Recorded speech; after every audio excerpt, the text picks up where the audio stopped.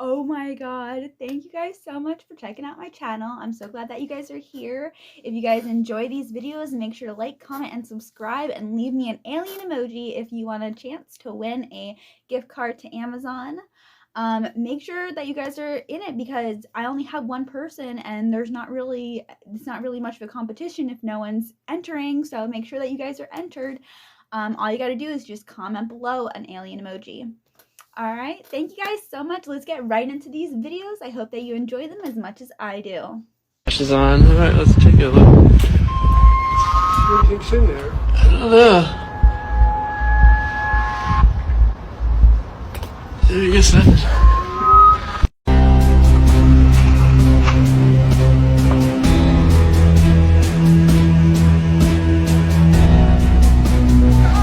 就是了。You guys, this is probably like one of my worst fears I think I've ever had. I do not want that to happen. Like, anything to do with driving, you guys can count me out. Looked like, how they traveled from place to place, what was necessary in order to pilot them.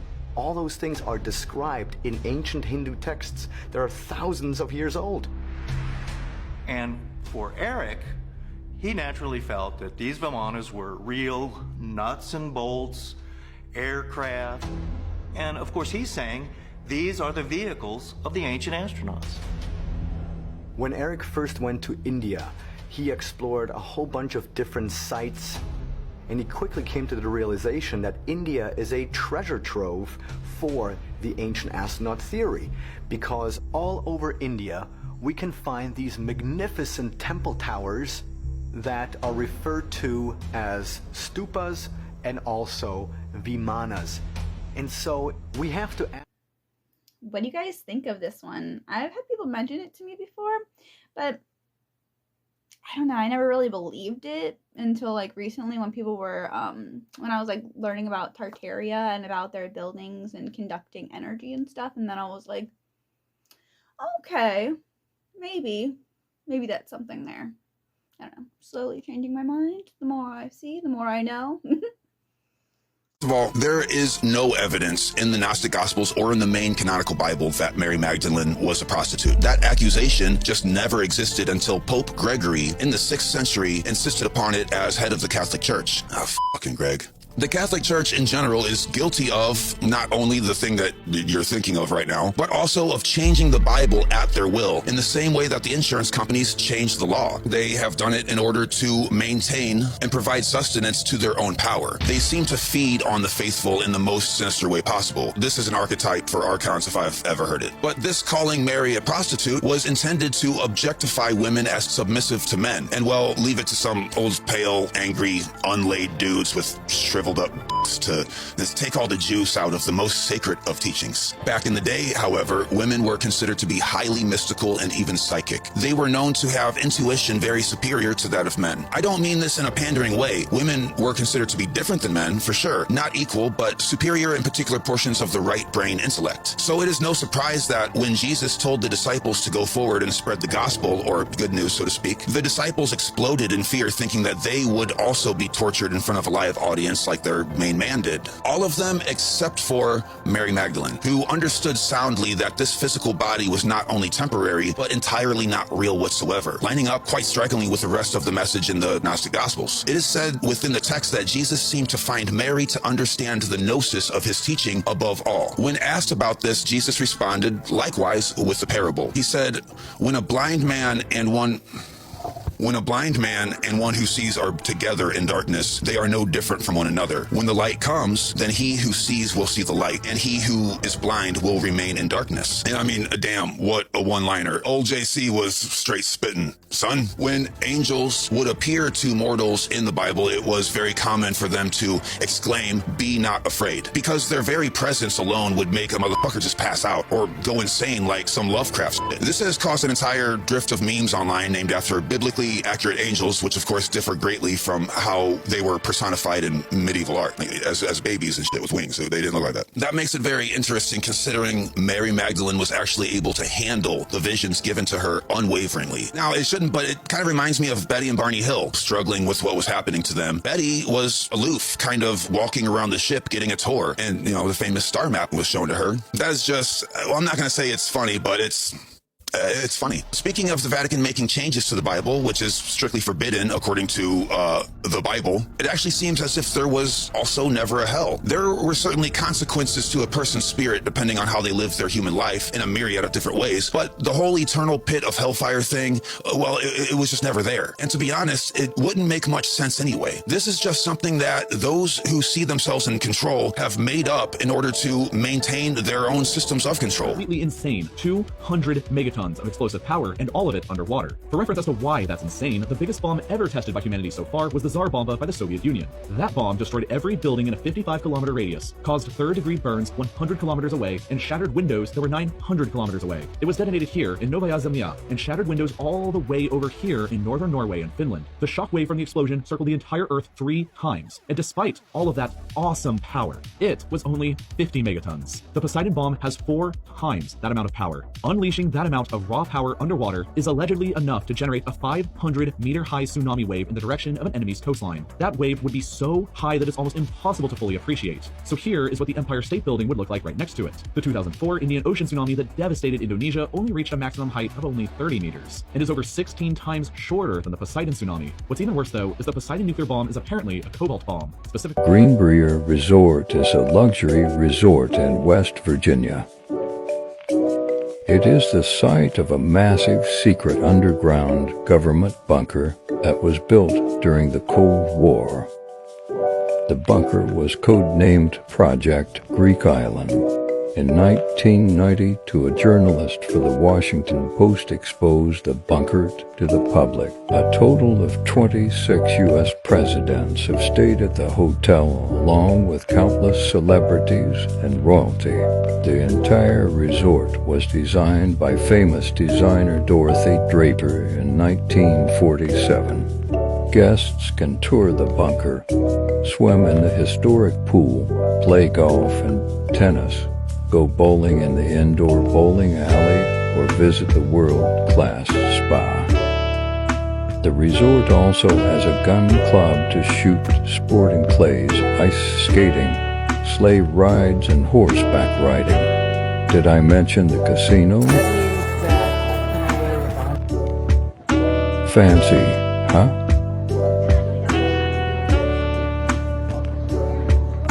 Check out the hidden secret door into the bunker. No cameras allowed inside the bunker, so you will have to go see it for yourself.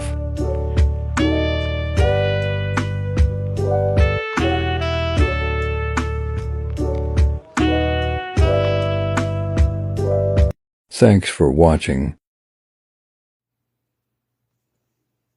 I think this is pretty cool. I just like wonder like how many places are there that are like this. Like a lot of like countries actually make bunkers for their people. America doesn't really do that. But we do have bunkers for like the elites and stuff. So I wonder like how many bunkers are actually around here. It's pretty cool. I don't have one. I'm too poor. If you're wondering what's all the buzz behind Leave the World Behind, and why do many people believe there is much more reality to the fictional film than meets the eye, you've came to the right place. Without spoiling anything, the film portrays an apocalyptic scenario that includes a nationwide blackout and technology glitches, which causes things such as planes falling out of the sky and cargo ships crashing onto beaches. There is also a scene Elon Musk is none too happy about, of a bunch of self-driving Teslas crashing into one another, blocking up the roadways. However, many believe there's an underlying message in this movie, and this is why. For starters, Michelle and Barack Obama started a film company back in 2018, just 2 years after they left the White House. The couple has not put out a single feature film to date until this one. Furthermore, according to the production crew, President Obama played a major role in writing the script. The crew even stated Obama said the film was so close to what would really happen that it was scary. Julia Roberts, who plays the mother and wife in the movie, stated it has even made her reevaluate things, saying she now sees there is so much fragility in the world that is in our hands, yet we continue to ignore it. If the former president was putting out a warning, according to the film, it would look like this. Stock up on non-perishables, find an underground bunker, and prepare to leave the world behind. Did you guys ever watch this video? I did actually watch it. I didn't really think that it explained very much. It was kind of like, I don't know. It was a little weird. I didn't really like the whole Tesla thing. I don't know if I'll be getting a Tesla. What about you guys? Do you guys own a Tesla? What do you think about something like this happening? Carp in Miami.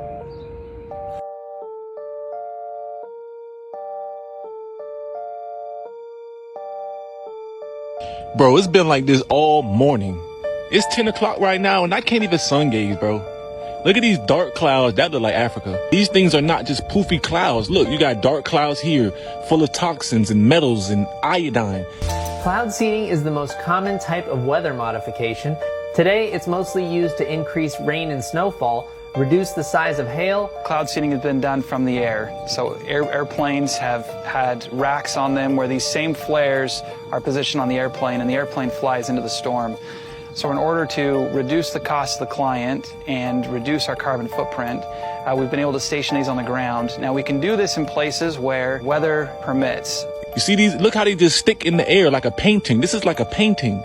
Look at the sun trying to get through, and it can't because, look, they create these clouds because they know that we get stronger. We need these vitamins. The sun gives off natural information so we can thrive without the government. It's time to set off the flare. The primary seeding agent in this is silver iodide. Silver iodide is a simple compound. It's polar in nature like water, so there's chemical properties that help attract water molecules to silver iodide. It's also structured molecularly similar to ice. So it helps generate or helps spawn the generation of ice buildup, and then that becomes a hailstone or a snowflake that falls here primarily as rain. And it's to make us sick, but we got to come outside and meditate. See that sun coming around? When I talk about the sun, it wants to come around. Come outside and sweat. Let your body get some of these vitamins, man. Okay, so I actually have known about HAARP for a long time. I'm like in my 30s now, and I have basically been like watching Jesse Ventura and, you know, all that cool stuff since I was like 10. So yeah, and like that kind of like opened my eyes, because after that people would tell me like, oh, chemtrails aren't real. Okay, so why is it in my school book telling me that chemtrails are sunscreen? I mean, start off with the little things that you're going to lie about, and then it'll snowball, and who's going to believe anything? Yeah, so that's my thoughts. What about you guys? Did you guys have the similar experience? Did your school books also tell you that chemtrails were sunscreen and anything else? Like, did they ever talk about HAARP or weather modification? I remember in school, like, they talked about some magician or something who could create clouds. Why would you tell me that?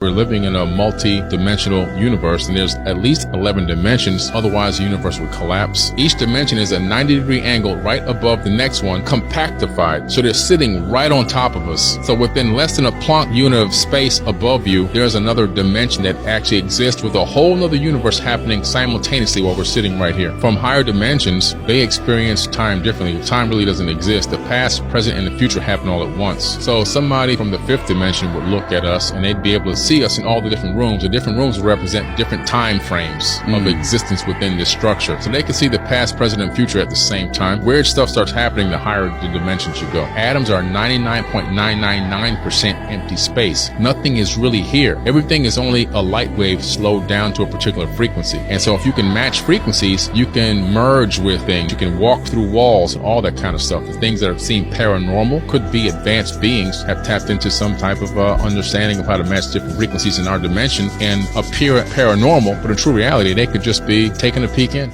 You've probably heard tons of theories about the movie Inception. Was Cobb in the real world? Was he living in a dream? Was he a mark the whole time? Did they perform Inception on him? But the theory I doubt you've heard is that Inception is really about MK Ultra. The first clue we get to this is when Arthur tells us that the dream machines were actually invented by the United States government. That's why the military developed dream sharing. It was a training program for soldiers to shoot and stab and strangle each other and then wake up. And in some promotional material for the film, we find out this is called Project Somacin, and that the dream machines are called a passive device or portable automated Somacin intravenous device. That means that Somacin, the drug developed by the United States government, is essentially a drug that brings people into other worlds. And I think that Somacin is a stand-in for LSD. And the dreams themselves have very LSD-like qualities. The repeating fractal patterns, the time dilation, all things that are experienced by LSD users. But the best evidence for this probably comes from the character Yusuf, also known as the chemist.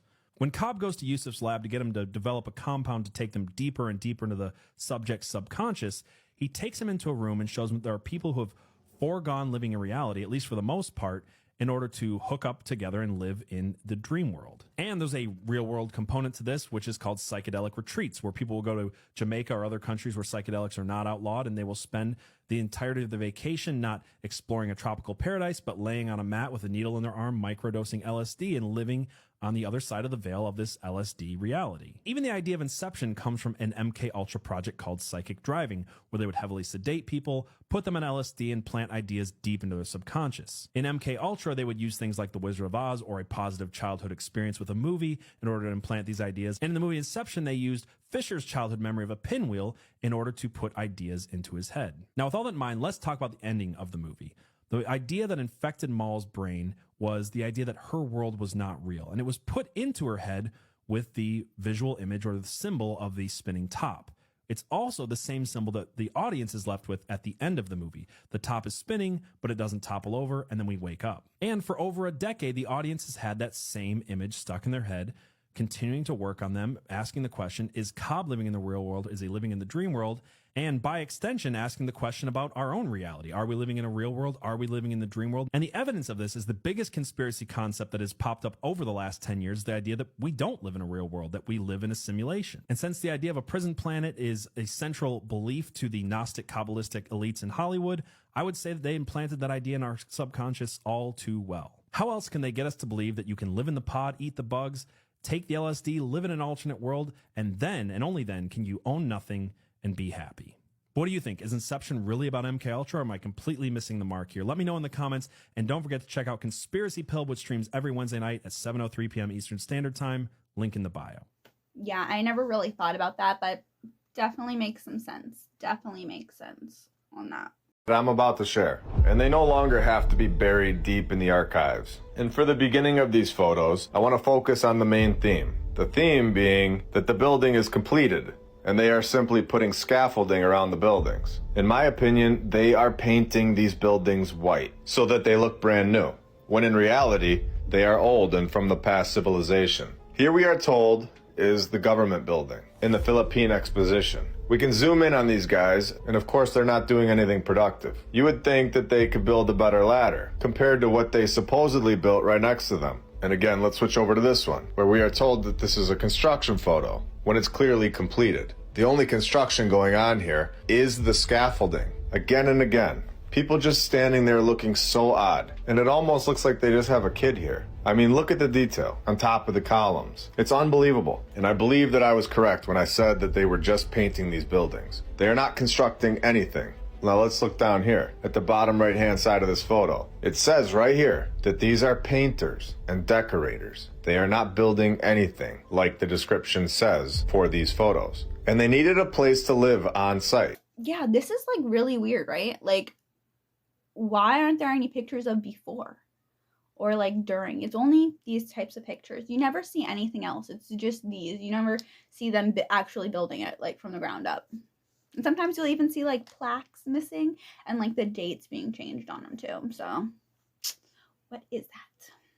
This is a photo of a town in Pennsylvania that has been burning since 1962. The town of Centralia, Pennsylvania is now considered a ghost town with a population of only 5 people. And during its height, the town had a population of 3,000 people with 7 churches, 5 hotels, and 27 salons. However, in 1962, a coal fire would start, and that fire would continue to burn on even today. And many experts today still debate about what exactly caused a coal fire, but many believe that it started when the town tried to clean up its landfill. The town hired 5 firemen to clean up the landfill and then simply set the dump on fire. However, unlike previous years, the dump that they set on fire never fully extinguished, and many believe that the unsealed opening in the pit allowed the fire to enter the coal mines. And due to the massive size of this coal mine, it's estimated that it will continue burning for another 200 years. And this fire eventually spread to the coal mine underneath the town's streets, leading to evacuations. And this led parts of the town and the local mine to be closed off because of the rising carbon monoxide levels. And things in this town continued to get worse until 1992 when Congress decided to buy out the town. However, by then it was already too late since most of the residents had already left, and almost all the buildings in Centralia was destroyed, and the zip code was even eliminated. Nevertheless, a couple of residents decided to stay. However, they were unable to sell their property or even pass it down. Is this proof that we are in the Matrix? On Monday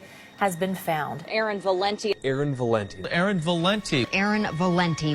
What a shock. But I'm glad that they found her.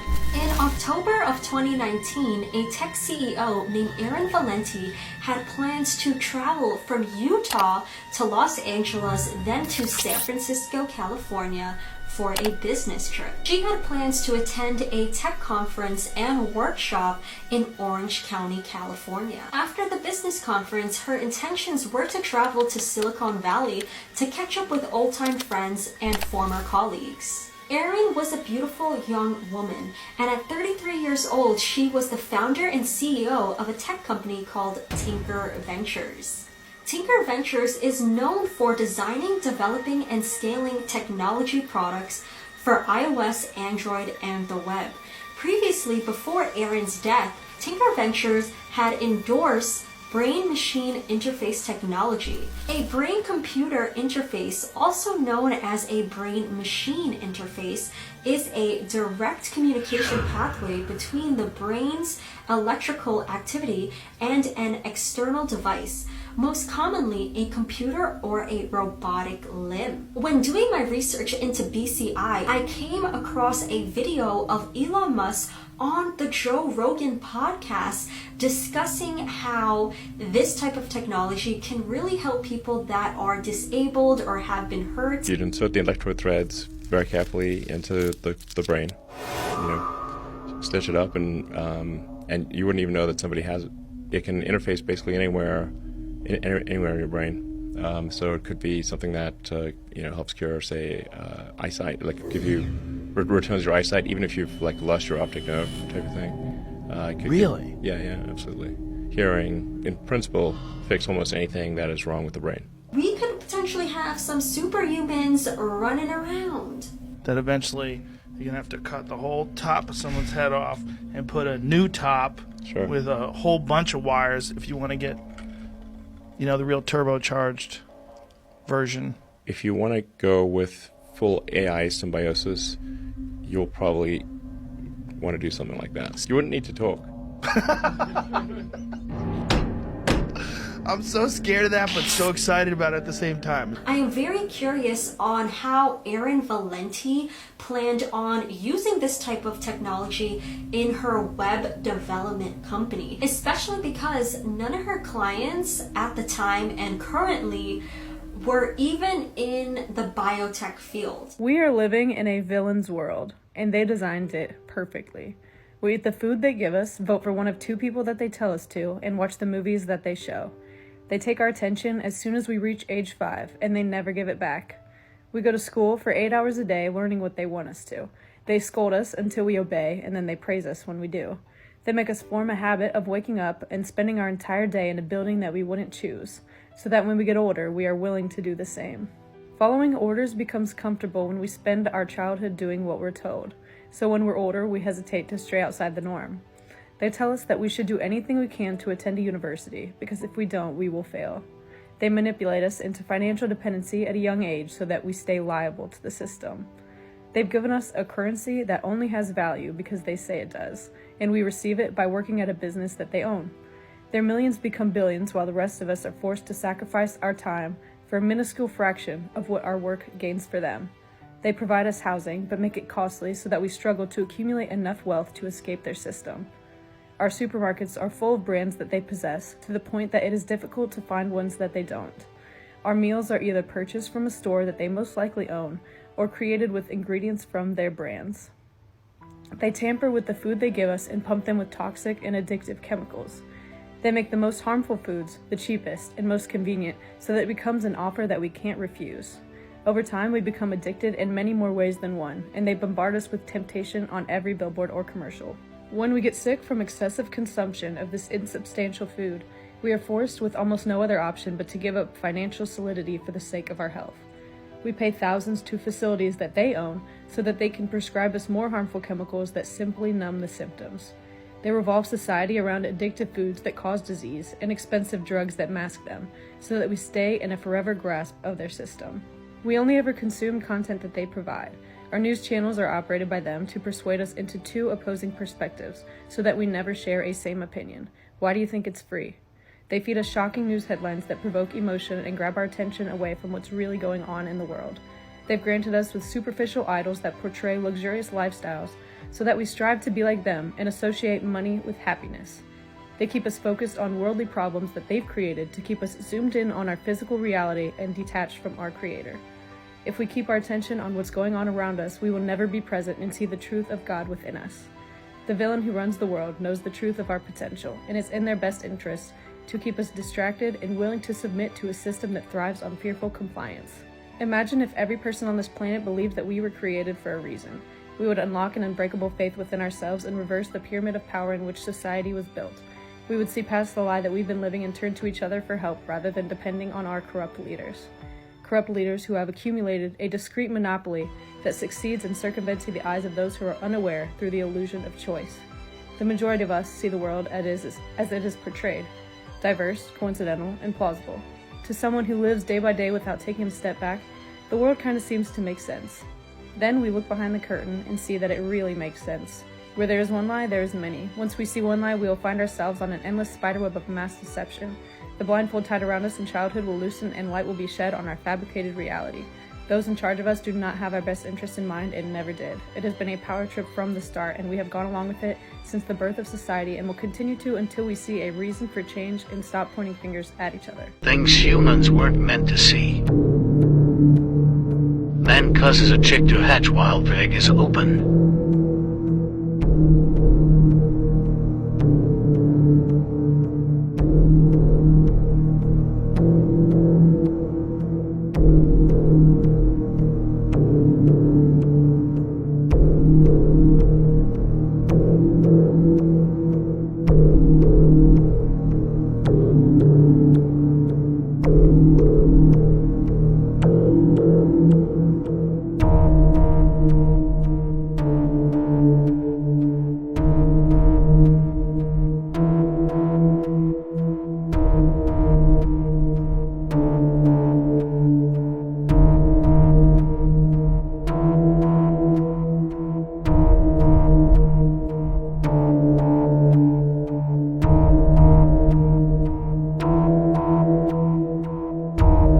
Crazy, and I don't know how this is not national news. 215 bodies were found in unmarked graves in Jackson, Mississippi behind a prison. These are apparently very shallow graves, and when people went out to take footage, there were vultures circling. Now, there is very minimal news coverage on this, but NBC does have a series of articles on it. Apparently, every few months, inmates would dig graves and add new bodies to the hundreds already buried. And they say that these are people that they were unable to identify or locate family members for, so this is where they went. However, several of these family members had reported their family members missing or had been searching for them. Now, they say that they bury people here who cannot be identified. However, one of these men was actually hit by a police officer in his vehicle and buried, and come to find out he had his identification in his pocket. So a mother reported her son missing in March. Police kept the truth from her for months. Another Jackson, Mississippi man was buried without his family's knowledge. A third man was buried in the Hinds County Paupers Field without anyone notifying his mother. The Jackson Police Department adopted a next of kin notification policy following NBC's news reporting. Blame for these botched cases has fallen primarily on the Hinds County Coroner's Office and the Jackson PD. Each agency points the finger at each other. Meanwhile, other families are left wondering if their missed loved ones were also given given the paupers burials in that desolate stretch of land beyond a horse stable and a scrapyard. NBC News is also publishing a list of the paupers burials in Hinds County since 2016. This list was provided by the county coroner's office in a response to a public records request. The office said in an email that it did not have a list of those buried earlier. Records before 2016 could, quote, not be located. There are 3 mothers in particular that are sharing their stories, so we're going to go over those in another video. Go to part 2. It's so weird, right? After all these years of like people getting mad over the police state and everything, and you have 215 people that were missing and they were buried somewhere. And where is the outrage? Where is the news? You would think that this kind of stuff they would actually really care about. Why? These billionaires are building bunkers, and it's interesting because Mark Zuckerberg built a bunker and he put copper pipes in his bunker. So think about that. Mark Zuckerberg likes the copper, that's for sure. If he's putting copper pipes in his bunker. So if he's putting copper pipes in his bunker, you should put copper pipes in your home. They're not doing these things for fun. They're not just like, copper looks kind of cool. I'll kind of take it. It's got a cool color to it. I think it's kind of fancy. No, because it blocks radio frequencies. And it also helps keep the structure of their water. So if Mark Zuckerberg is putting copper pipes in his bunker, you should be putting copper pipes in your home. And if someone comes to pay you to take out your copper pipes, you know what you can tell them. You can tell them, there's the door. Tony Robbins has an amazing bunker. He also has a huge salt room, and he doesn't allow any technology into his house. His whole house is hardwired.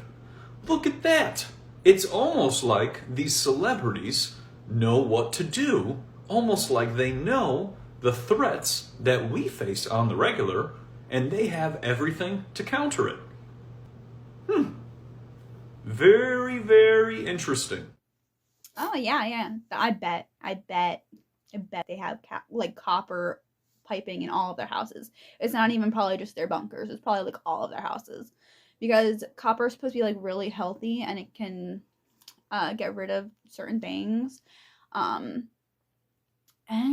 yeah, did you guys actually know that if you have copper and zinc, you can make a ferro rod?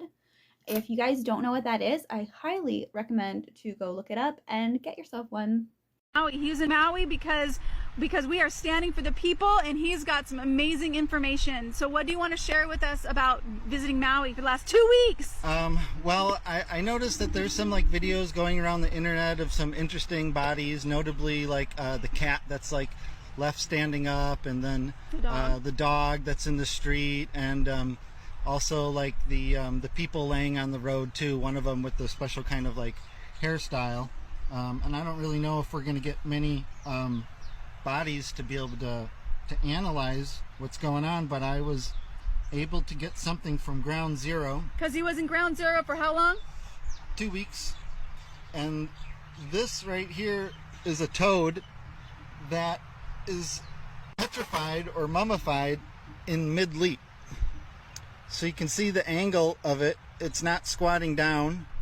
It's very symmetrical in every way that it is, and you can see those legs just jumping.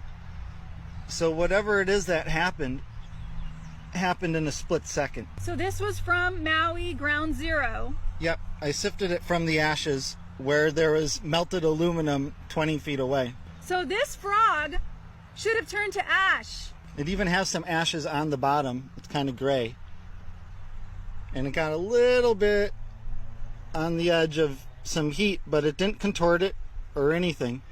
It's just perfectly symmetrical, petrified, and it seems mostly hollow, but the skin is totally solid and intact. Something crazy is happening with our planet's core, and here's what you need to know. According to a new study, the Earth's inner core appears to have stopped spinning. Now I know what you're thinking, it's Dak Prescott's fault. Relax, it's nobody's fault. The inner core is about 3,000 miles below the surface of Earth and can spin independently. The new findings support the theory that the core comes to a halt and reverses direction every 60 to 70 years. So what's that mean for you and me? Probably nothing. Our understanding of the Earth's core doesn't exactly have a strong history. The hollow Earth concept was defended until the mid-19th century, until we all collectively agreed that's probably not right. There's several competing competing ideas as for what the hell is actually going on, and maybe this does somehow affect the length of day in our magnetic field, but definitely something to keep an eye on. The last thing we need is these milliseconds to start adding up in the wrong direction, and before you know it, happy hour is no longer an hour. Do you remember these two sisters? They were tearing down posters of missing children in New York. I made a video about them a couple days ago. Here's a reminder. Please stop ripping up posters down. These are innocent civilians in Israel. Fuck you, Israel, bitch. What? Fuck you. These are our family members. We have family there. Fuck you, bitch. Fuck you too, bitch. Fuck you. In Israel. Don't rip down these posters. Fuck you in the Their names are Aya and Dana. And since that video was all over social media, their father has come out to defend them. Like any father would. He said they're not bad girls, it's just a misunderstanding, and that the person who filmed that video provoked the whole thing. Now I don't know how they got provoked to tear down pictures of missing kids. And while I'm not here to slam these two in any way, I don't agree with tearing down posters of children missing in a war zone. Have some compassion, regardless of what side of a border they were born on or what religious views these children's parents have.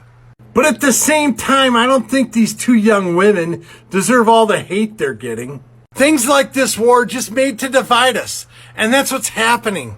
The children and other people on these missing posters are also victims of this war. You know, a little compassion goes a long way. This is just my opinion. Shabadoo Bushkis, Shabadoo. Thank you guys so much for watching the video, and I hope you guys come back next time. Stay safe out there, and don't forget to leave me an alien emoji. I will see you guys in the next video. Bye!